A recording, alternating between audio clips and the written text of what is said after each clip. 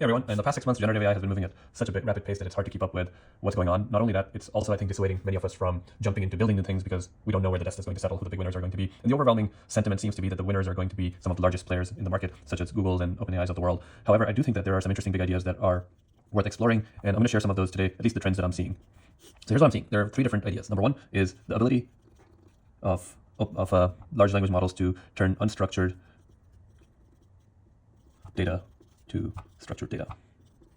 I think that's super interesting because it's doing the cleaning and munging that it would take us a long time. So you could take small snippets of unstructured data and feed it to a large language model, call it GPT, with some sort of a grammar prompt, and have it turn into a very structured table. And I think this is a super powerful ability that we should explore, and this could enable really interesting ideas. Here's one. I'll share a couple that I'm seeing. So for example, you could now build an app where you can crowdsource ideas from your friends or recommendations from your friends on anything from vacation planning to restaurants, and turn it into a really structured data set that you can then easily consume or keep or share. Another one might be taking data from things like sales transcripts,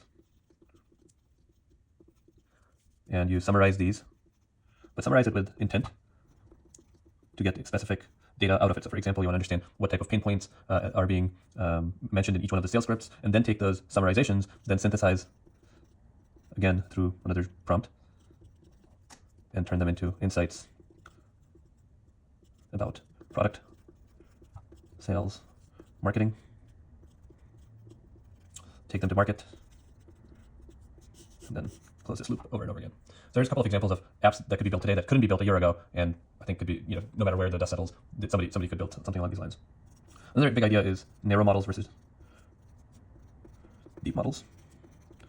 Now this is a little bit more in depth because here we have this interesting opportunity, because if you think about how large language models are built, there's a pre-train on large data set that then gets reinforcement learning with human feedback and this is being done, what I'll call it mechanical Turks, which basically means people who don't have a lot of specialized understanding of knowledge, but they are good at English, and they can look at an answer and say, all right, this looks good enough. So there's some shallow models.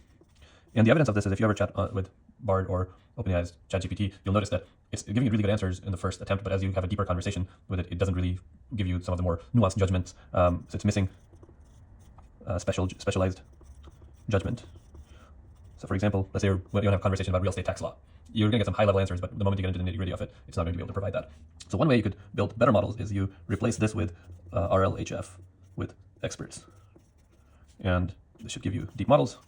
Now, this is not a new concept. There are 2 companies currently that I've seen, Bloomberg and Harvey AI, that are attempting this.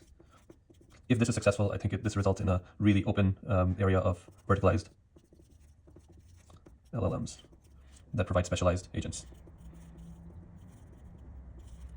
If you're a company today who has access to a lot of specialized data here and have access to these experts, you have a really good chance at building something that is truly unique. I think models are eventually going to become commodity, but the data sets and experts are going to be the ones that are going to differentiate good models from the best.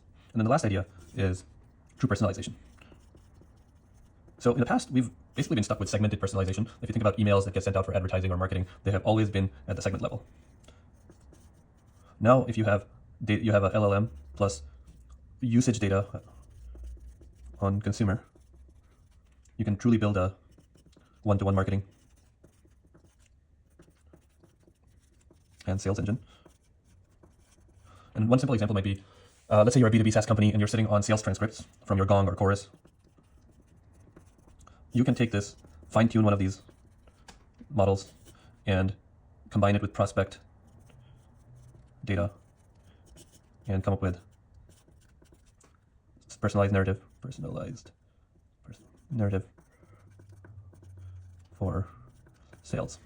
So I just wanted to show that I think we've covered 3 different areas where I'm seeing some interesting trends. What I think is really interesting is that even though there is a lot going on, there are some fundamental opportunities that seem to be arising that are going to likely stand the test of time and will have quite a bit of opportunity. Now, having said all of this, I think the saying that goes, ideas are cheap is very true, because these are just ideas. It's all about the execution, but I hope I've inspired some of you who've listened to the whole video that there are some really interesting ideas out there that you could go pursue today and make it into really big, meaningful, impactful companies.